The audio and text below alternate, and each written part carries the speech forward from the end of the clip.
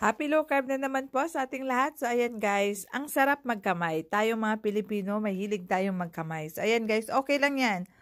Kahit na magkamay, kahit na napapasarap tayong magkain ng pag nagkakamay tayo, okay lang yan guys. Pagka low carb kasi, pag inuna natin ang ating ulam, mabubusog na tayo. So, ayan guys, ang pagkain ngayon ng aking binata ay isda. Tapos tinuruan ko siyang isasawsaw niya ito sa apple cider vinegar or any kind of vinegar guys.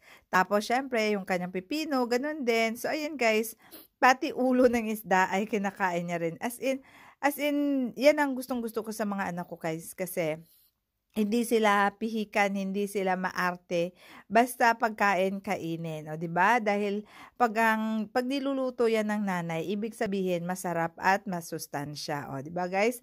Simot lahat ang kanyang isda pati ulo. So ayan guys, 'yan lang naman ang aming meal ngayon, isda at saka meron nga kaming leftover na manok pero ayaw nila. So, 'yun na lang isda na lang tapos syempre yung kanilang pipino at saka yung syempre yung strawberries. So ayan guys, kung possible at available naman sa atin at affordable, bakit hindi na lang tayo mag-low carb para stay healthy tayo, di po ba? So ayan guys, sana po nag-enjoy kayo ng aking munting vlog.